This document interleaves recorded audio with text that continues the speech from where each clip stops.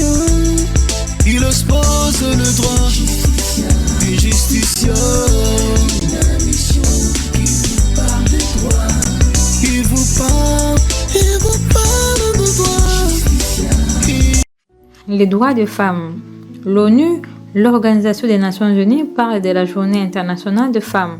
C'est d'ailleurs l'intitulé officiel. Par contre, la France a plutôt tendance à privilégier la Journée internationale des droits de la femme. La Journée internationale de la femme est célébrée le 8 mars de chaque année dans deux groupes de femmes dans le monde entier. Elle est également célébrée à l'ONU et dans de nombreux pays. C'est un jour de fête nationale. La Journée internationale de la femme est l'histoire des femmes ordinaires qui ont fait l'histoire. Elle puise ses racines dans la lutte menée par les femmes depuis les siècles pour participer à la société au pied d'égalité avec les hommes. Dans l'Antiquité grecque, les Lysistra avaient lancé une grève sexuelle contre les hommes pour mettre fin à la guerre. Nous ne pouvons pas ignorer que partout dans le monde, les femmes subissent des discriminations et violences. Dans de nombreux États, les discriminations sont inscrites tant dans le droit pénal que dans le droit civil relatif au mariage, à l'héritage ou encore à la propriété. Même dans les pays où les femmes ont pu obtenir une égalité en droit, celle-ci est illusoire dans la pratique. Alors, qu'est-ce que le droit de femme? Les droits de femmes sont les droits théoriques ou réels revendiqués par les femmes, les jeunes filles, dans de nombreuses sociétés à travers le monde et constituent la base du mouvement pour le droit des femmes du 19e siècle ainsi que le mouvement féministe du 20e siècle. Dans certains pays, ces droits sont institutionnalisés ou soutenus par la loi, la coutume locale et les comportements, tandis que dans d'autres, ils peuvent être ignorés ou supprimés. Il diffère des notions plus larges en déclarant qu'il existe des inégalités historiques inhérentes s'opposant à l'exercice des droits des femmes et des filles en faveur des hommes et des garçons. La défense de ces droits est un objectif afin de parvenir à une société plus égalitaire. Les problématiques communément associées aux notions des droits des femmes est inclus de façon non exhaustive les droits d'intégrité corporelle et d'autonomie, les droits de ne pas subir des violences sexuelles, les droits de voter, les droits d'être élu, les droits d'entrer dans un contrat légal, les droits d'être considéré comme l'égal du mari et du père au sein de la famille, les droits de travailler, les droits d'avoir accès à des salaires justes et à l'égalité salariale, les droits de maîtriser sa reproduction, contraception et avortement, les droits de posséder une propriété, les droits d'accéder à l'éducation.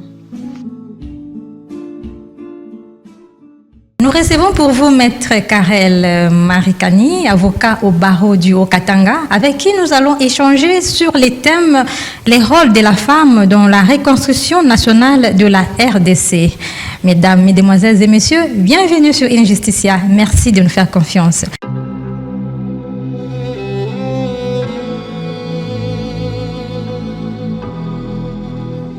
Maître Marikani, bienvenue sur Injusticia. Merci, madame.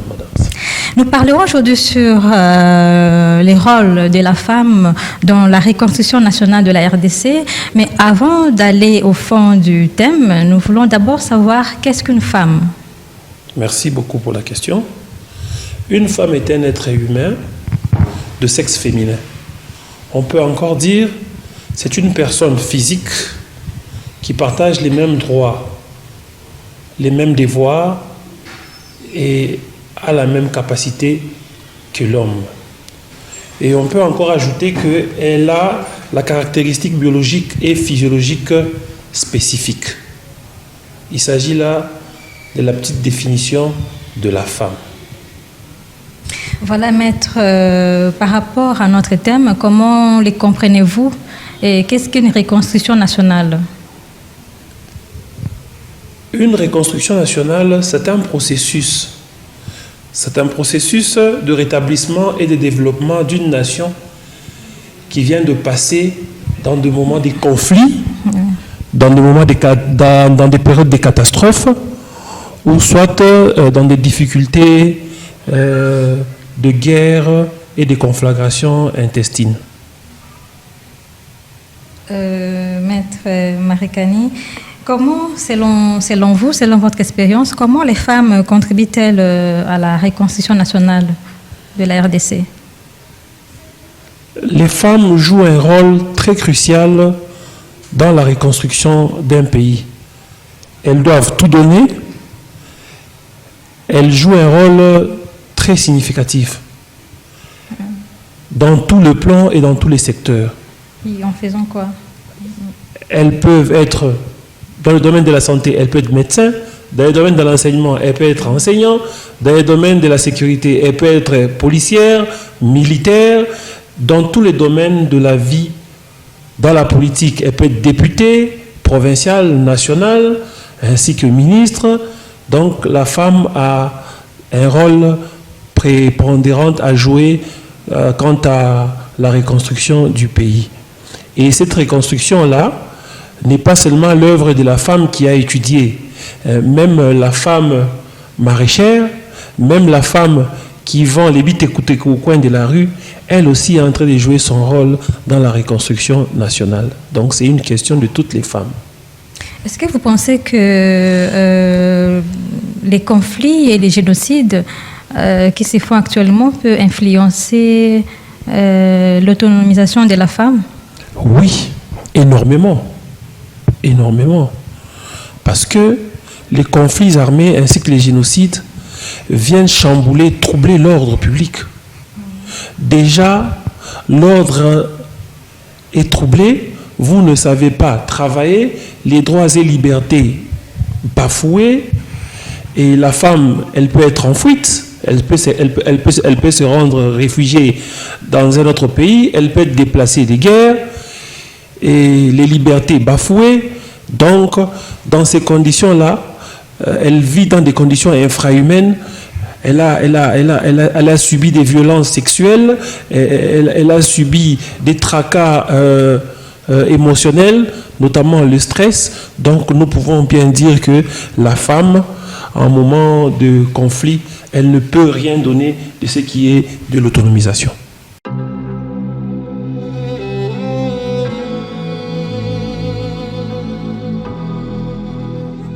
Une justice continue. Nous sommes en train de parler du thème les rôles de la femme dans la reconstruction nationale de la RDC avec comme invité Maître Karel Marikani, avocat au barreau du Haut-Katanga.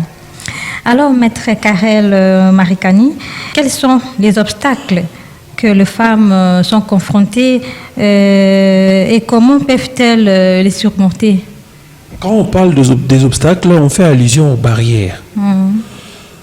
Bon, les barrières sont de connotation sociale, économique, culturelle, politique, et les barrières peuvent venir de différents domaines. Bon, pour ce qui est de la cause sociale ou la barrière sociale, ça peut être la coutume, ça peut être les traditions, et c'est aussi les stéréotypes. Les stéréotypes qui jouent un très grand rôle comme barrière dans l'épanouissement ou l'essor de la femme pour qu'elle puisse donner sa main ou mettre la main dans la reconstruction d'un pays. D'habitude, les gens disent « Basi babongi sarambokate ». C'est déjà un stéréotype. Il y en a qui disent aussi que Basi musala bangoka kakulamba bazala makasi misalate. C'est un stéréotype. Or, à l'heure actuelle, au stade où nous nous trouvons, les femmes, tout comme les hommes, sont des main-d'œuvre pour la reconstruction de ce pays. Donc, l'on ne peut pas donner plus de chance à l'homme et en donner moins à la femme. Donc, il y a plusieurs barrières. Il y a la coutume qui fait défaut, il y a la tradition. Vous pensez aussi que ce sont les femmes elles-mêmes qui créent ces obstacles en se minimisant elles-mêmes? Je dirais oui et non. Oui, parce qu'il y a quand même bon nombre de femmes qui se négligent. Je dirais non parce que à l'heure actuelle, il y a des femmes qui sont en train de se battre, qui sont en train de se former, qui sont en train de se mettre à jour par rapport à la technologie, par rapport à leur carrière. Ils se battent pour les études et vont à l'école pour devenir des gens utiles pour la société.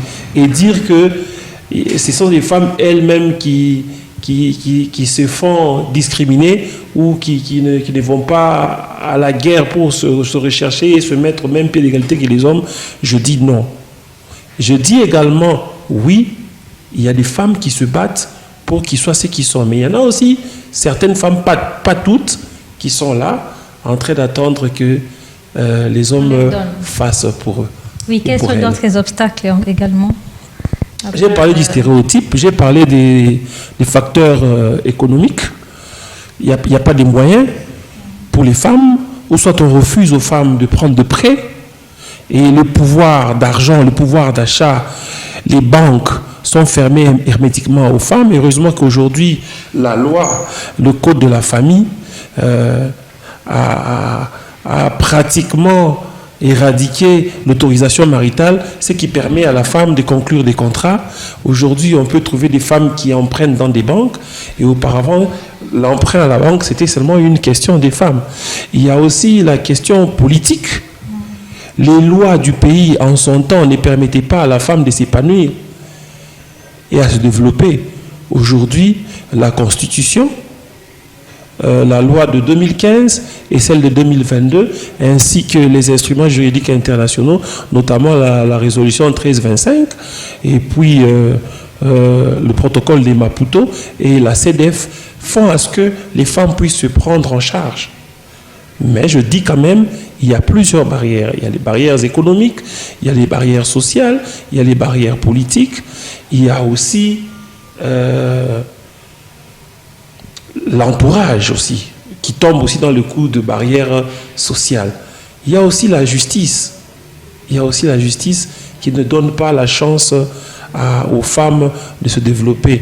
Lorsqu'il y a des bourreaux qui sont arrêtés après des viols ou des violences, qui sont relaxés au lendemain de leur arrestation, ça ne donne pas la chance aux femmes de se retrouver demain. Donc il y a plusieurs facteurs qui jouent, tels que les stéréotypes, je me répète, si vous le voulez bien, la coutume, la tradition, l'entourage, l'environnement, l'économie, la politique. Il y a aussi la santé. La santé. Il y a des femmes qui se sont mises au mariage et qui mettent au monde chaque jour, elles sont fatiguées.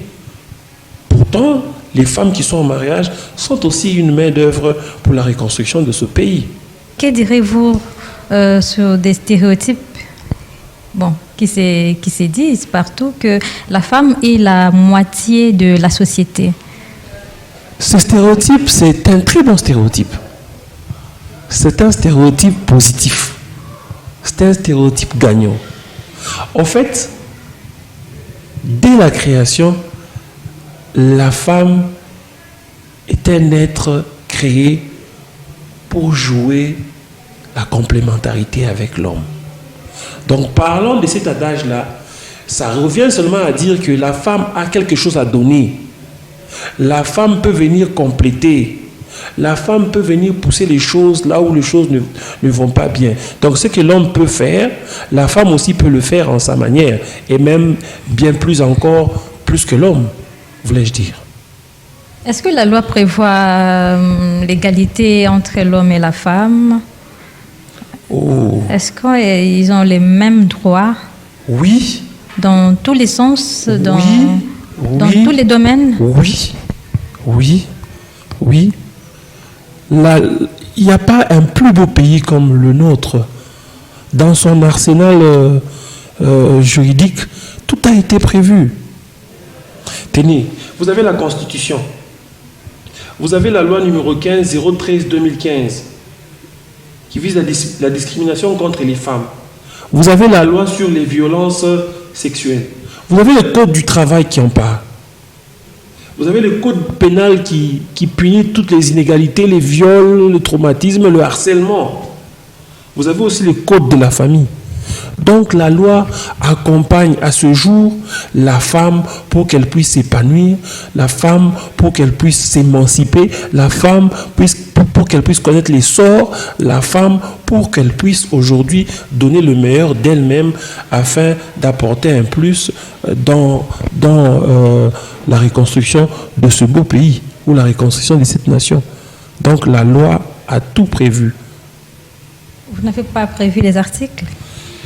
Oui, il y a les articles. Il y a l'article 14, bon, il y a l'article 171, je crois, dans le code pénal. Le code du travail parle quelque part aussi de ça. Dans la prochaine émission, je me donnerai la peine de donner les éléments, mais j'ai donné quand même les grandes lignes. Il y a la Constitution dans son article 14, il y a la loi numéro 15 qui en parle au début jusqu'à la fin, il y a la loi sur les violences sexuelles, il y a le code du travail qui punit les inégalités et qui donne la chance aux hommes et aux femmes de travailler. Il y a le code pénal qui punit aussi les inégalités. Donc, en parcourant le code pénal, les dispositions, dans la prochaine émission, je peux les donner, faute d'avoir amené la loi. Mais de manière générique, la loi a tout prévu. Maître, parlons un peu des inégalités salariales entre l'homme et la femme. D'où viennent ces écarts de salaire entre l'homme et la femme? Est-ce qu'il y a une étude qui les prévoit? Bon, parler des inégalités de salaire entre l'homme et la femme, c'est quelque chose qui commence à changer. C'est un problème qui change aujourd'hui. La loi réprimande cela. La loi ne l'accepte pas. Déjà, l'homme et la femme, au devant de la loi, sont égaux. Sont égaux. Il n'y a pas de mesures qui favorisent l'homme et qui défavorisent la femme. Non. La femme et l'homme ont droit à un même salaire. Ont droit à un même salaire. Mais la difficulté, c'est quoi? Il faut aussi retenir qu'il y a 20 ans ou 3 décennies passées, ou 4 décennies passées, que le droit de la femme, la notion de la parité, la notion de l'émancipation est en vogue. Et retenir aussi que le changement, c'est tout un processus. Donc, la femme de 1950, en 1950, de 1950 jusqu'à 1960, on n'avait pas beaucoup de femmes qui avaient étudié. Il y avait quelques femmes qui avaient étudié. Il y avait quelques femmes qui se battaient pour devenir émancipées ou pour s'émanciper. De 1960 à 1970, il y avait quelques femmes. Le nombre continuait à s'accroître, mais on ne peut pas dire qu'au jour d'aujourd'hui, il n'y a pas de problème. Les problèmes, il y en a. Donc, nous devons faire un effort. La loi a tout prévu, que l'homme et la femme sont égaux. Il n'y a pas de discrimination salariale. Tous doivent être payés de la même façon. Mais c'est tout à fait normal qu'il y ait des traitements, quelques traitements de faveur, en faveur, passez-moi le terme, en faveur de la femme. Vous ne pouvez pas être dans un travail, la femme attend famille, vous travaillez chaque jour, et qu'on puisse discriminer la femme et dire qu'elle ne va pas travailler parce qu'elle est enceinte. Ces pratiques discriminatoires ont sensiblement diminué à ces jours. C'est vrai qu'il y a encore des gens qui s'évertuent à donner aux gens des salaires avec des différences entre l'homme et la femme, mais à ce jour, les choses ont vraiment évolué.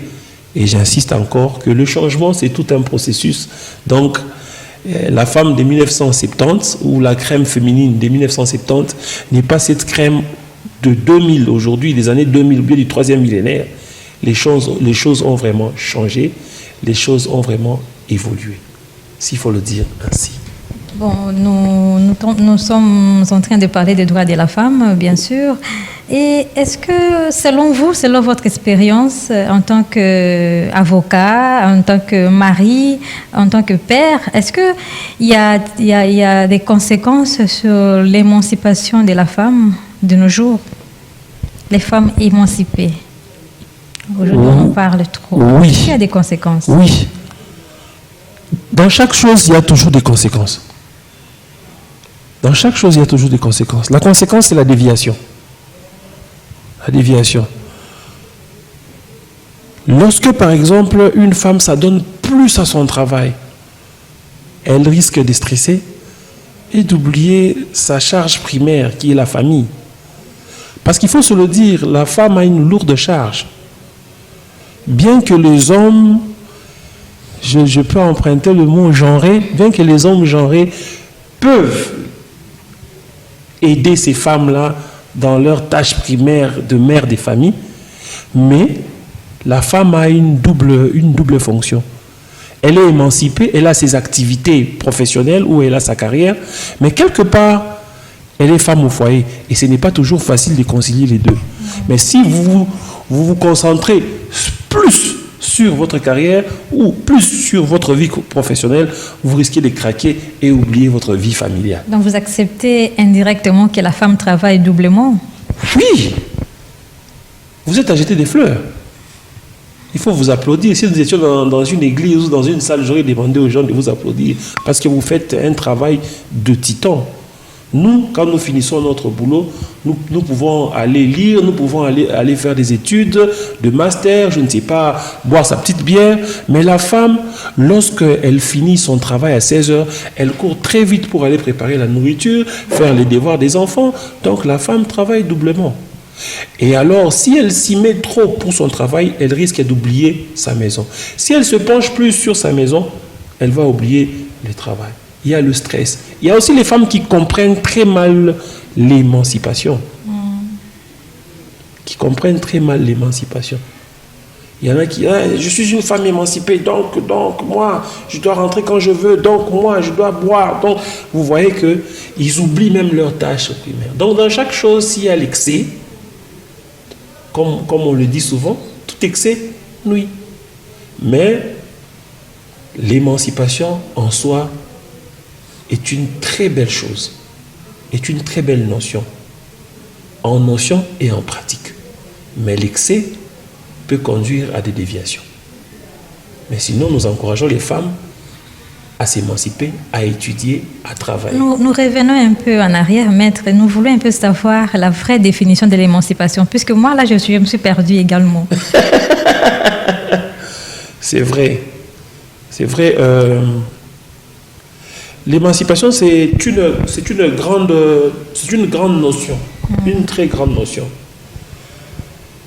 C'est le fait de développer la femme. Le fait de développer la femme. Vous voulez parler de l'autonomisation de la femme? Dans l'émancipation, il y a quelques grains de l'autonomisation de la femme. Une femme émancipée, c'est une femme qui s'est mise à jour. Une femme émancipée, ce n'est pas une femme qui est restée en arrière. C'est une femme qui apprend. C'est une femme qui est dynamique. C'est une femme qui travaille. C'est une femme qui travaille. C'est une femme qui est leader. C'est une femme qui sait éduquer et qui se fait éduquer. Donc c'est une femme qui se trouve dans tout le domaine de la vie. Donc l'émancipation n'est pas quelque chose de mauvais, mais l'émancipation, c'est quelque chose qui apporte un plus dans la vie du pays, dans la vie du couple, dans la vie de la famille et dans la vie de la communauté. Bref, c'est le développement. En un mot, c'est le développement de la femme dans son mental et dans sa façon d'agir. Alors, comment comprenez-vous la différence entre la parité et l'égalité? Très bien. C'est une très belle question. Une très belle question. La parité et l'égalité, vous avez dit. Oui.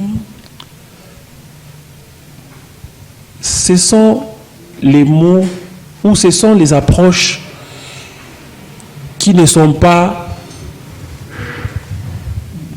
loin, mais qui sont un peu distincts. Ils sont un peu distincts. Comment je définirais l'égalité?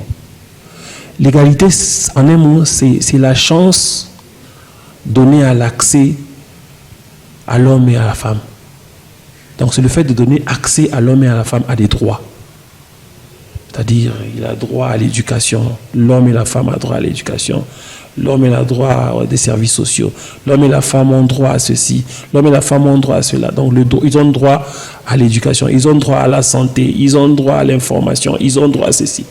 Mais par contre, la parité, c'est la représentation et de la femme et de l'homme dans les instances du pays, dans la gestion des choses du pays, dans la gestion de la res publica, dans tous les domaines, dans la représentation de l'homme et la femme dans une entreprise, la représentation de l'homme et la femme dans une institution, dans les instances, dans les milieux judiciaires, dans les milieux gouvernementaux, dans les milieux décisionnels. Ici, c'est l'accès à des droits du côté égalité de l'homme et de la femme. Mais du côté parité, on parle de la représentation de l'homme et de la femme dans les instances et les institutions décisionnelles. C'est tout. Donc, l'un accompagne l'autre.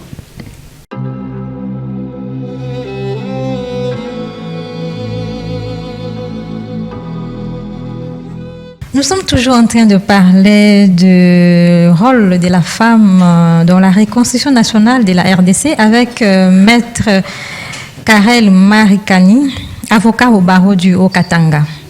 Alors, Maître Karel, qu'est-ce qu'un sexisme?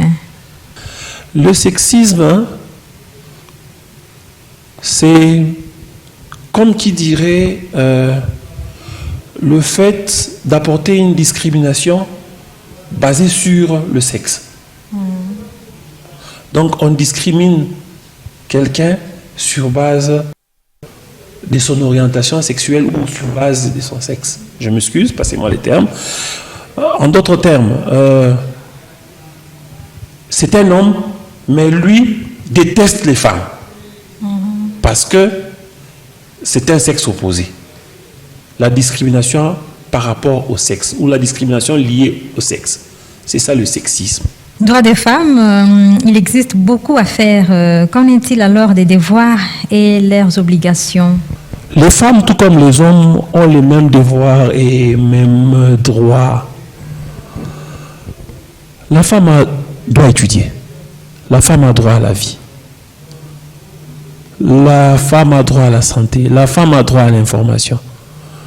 La femme a droit à la liberté d'expression, tout comme l'homme. Comme devoir en tant que citoyen, vous devez servir votre pays. Vous devez servir votre pays. La femme aussi paye ses taxes. L'homme aussi paye ses taxes.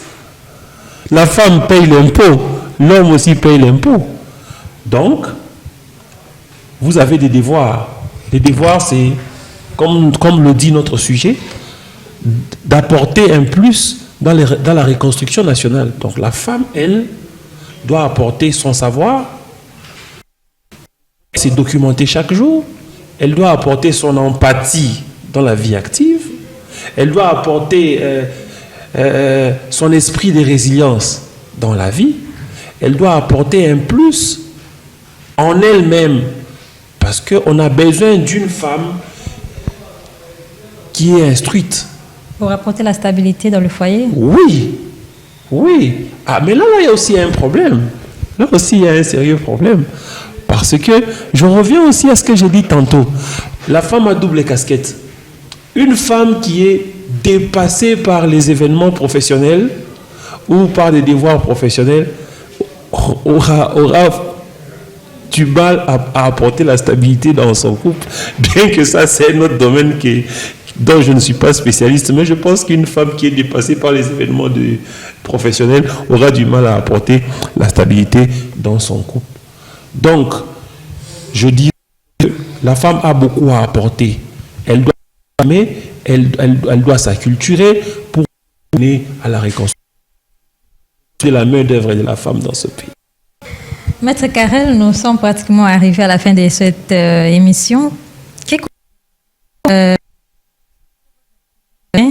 En lingala, par rapport à ces thèmes? En lingala, je donnerai mon message en swahili et même en français.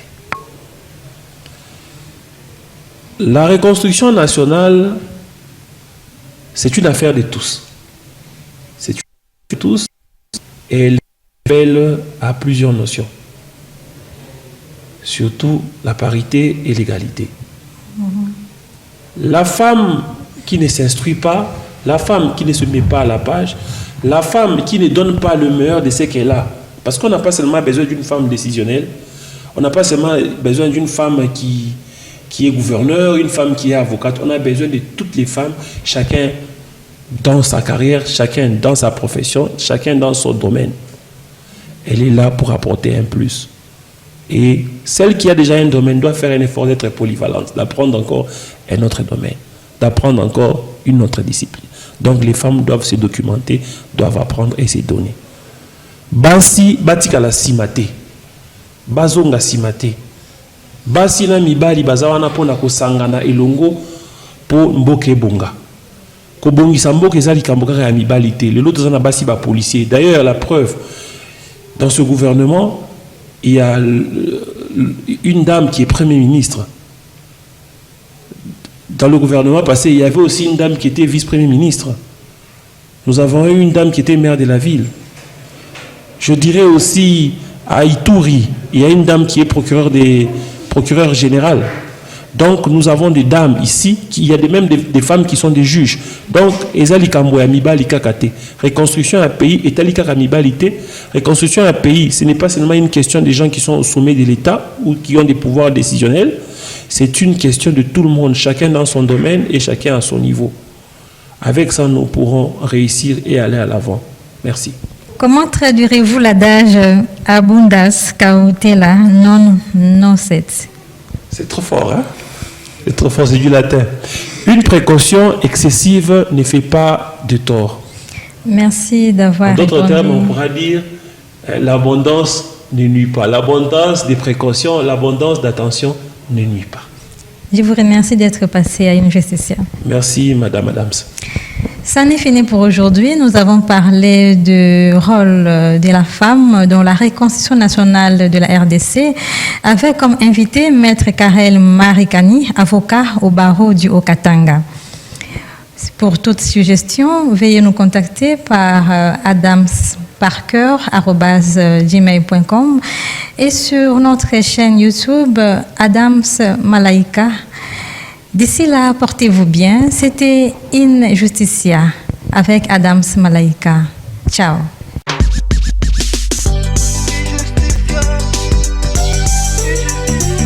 La plupart des innocents se retrouvent condamnés vis-à-vis à leurs droits.